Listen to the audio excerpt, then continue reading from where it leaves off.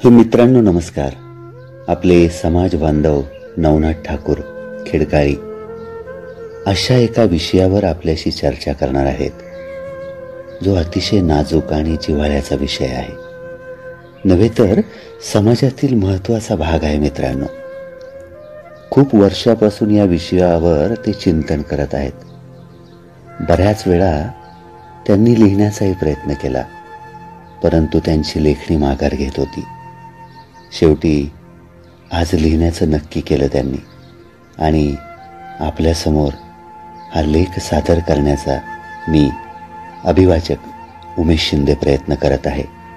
लेखाचं नाव, का विस्कटते सुखी संसाराची घडी आणि का मोडतो संसार.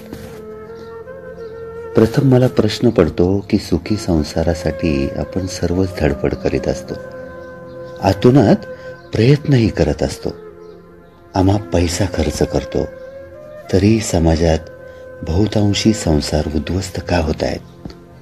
सुखी संसारासाठी वधूवरांची लग्न कुंडली पाहिली जाते, वैवाहिक गुण जुळतात की नाही हे सुद्धा पाहिलं जातं. काही वेळेला तर वधू किंवा वराची शांतीही पूजली जाते. तरी काही लग्न होण्याआधीच संसार मोडले जातात. काहींची लग्नानंतर 1-2 महिन्यात मोडतात, तर काहींची वर्षभरात, काहींची तर अगदी त्यांना संतान प्राप्ती झाल्यानंतरही लग्न मोडतात. असं का होतं? असं का होतं मित्रांनो? हा प्रश्न सतत माझ्या मनाला सलत असतोय. गावागावात अशा घटना घडत आहेत. याचं कोणी कारण शोधतंय का? कशामुळे हे होतंय याचा कोणी विचार केलाय का? पूर्वीपेक्षा याचं प्रमाण अधिक पटीने वाढतंय, यावर कुणी चिंतन केलंय का? याचा परिणाम काय? तर पोलीस स्टेशनला फेऱ्या, महिला मंडळाकडे धाव, नातेवाईक, मित्रमंडळी, प्रतिष्ठित व्यक्तींसोबत मीटिंग, चर्चा आणि परिणामी काय? अपयशच ना. वरील घटना आपल्या परिसरात, शेजारी, कधी कधी आपल्याही कुटुंबात घडत असतील, तेव्हा आपली भूमिका काय असायला हवी यावर मित्रांनो विचार करणं गरजेचं आहे, असं मला वाटतंय. संसार ही बैलगाडी असेल तर पती पत्नी ही 2 चाकं आहेत. दोन्ही चाकं एकमेकांना पूरक असायला हवीत.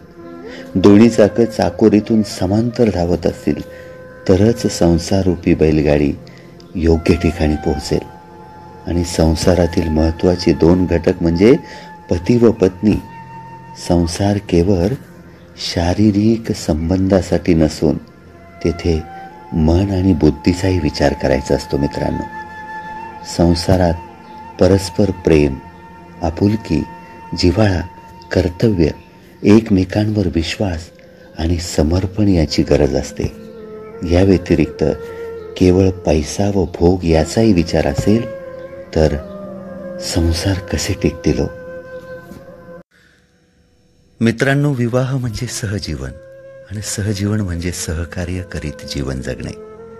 आणि यासाठी प्रामुख्याने लागते ते म्हणजे माझं तुझंचा अतिरेक नसलेला आचार आणि विचार.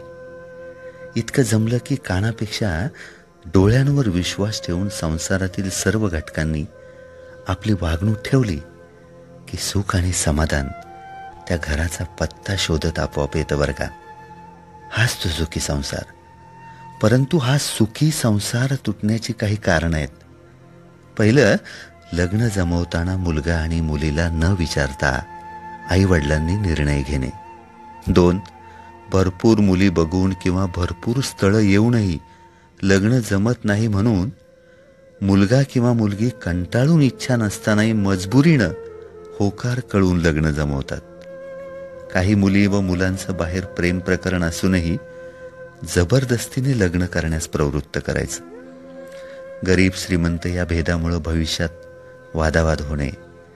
विवाहानंतरही पती किंवा पत्नीचे बाह्य प्रेम प्रकरण उघडकीस येणं. पती पत्नीच्या परस्पर विश्वासाला तडा जाणं. सुनेचे सासूरवाडीत छळ करणं किंवा सुनेने सासूरवाडीत अधिकार गाजवणे. पतीने मद्यपान करणे. रात्री उशिरा घरी येणं, घरी न कळवणं इत्यादी. पती पत्नीचा अमर्याद मोबाईल वापर म्हणजेच अमर्याद चॅटिंग व कॉलिंग करणं, दोघांच्याही मनात सासूरवाडीबद्दल तिरस्कार निर्माण करणं, टीव्हीवरील मराठी व हिंदी मालिकांचा अतिप्रभाव, संस्कारांचा अभाव. मित्रांनो, अशा विविध कारणांनी बहुतांश सौखी संसार मोडले जात आहेत.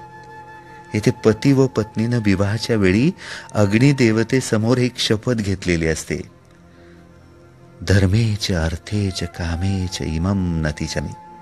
आम्ही दोघे धर्म, अर्थ आणि कर्म यामध्ये कधीच वेगळे होणार नाहीत, असं वचन दिलेलं असतंय.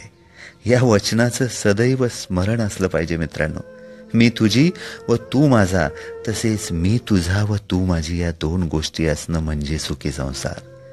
एकदा का परस्पर प्रेमसंबंध कमी झाले, विश्वासाला तडा गेला की सुखी संसाराची राख रांगोळी होण्यास वेळ लागत नाही बरं का. क्षमा वीरस्य भूषणम. क्षमा हा गुण वीरांचं भूषण आहे, दागिना आहे. जीवनामध्ये प्रत्येकाकडून प्रत्यक्ष अप्रत्यक्ष चुका होत असतात. त्याप्रमाणे प्रत्येकास त्याप्रमाणे शिक्षाही होते बरं का.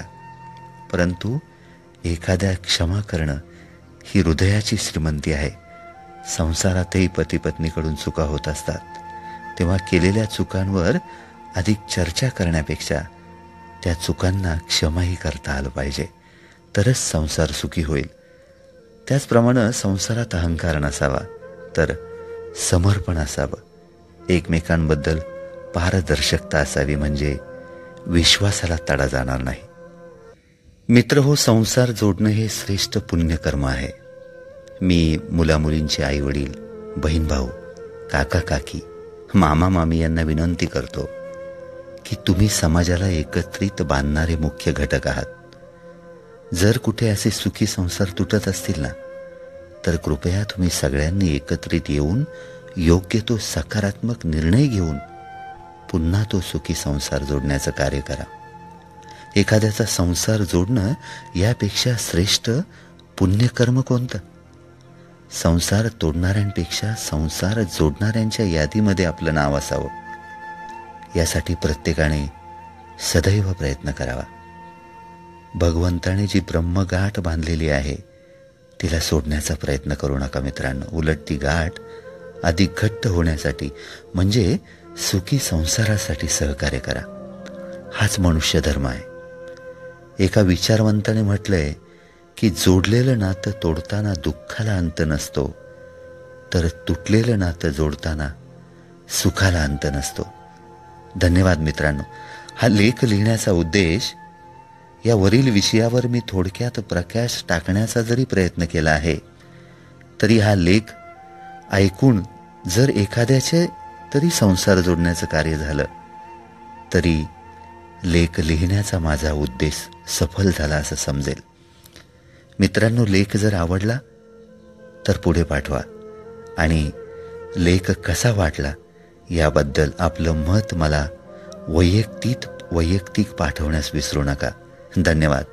आपला समाज बांधव नवनाथ ठाकूर, खिडकाळी.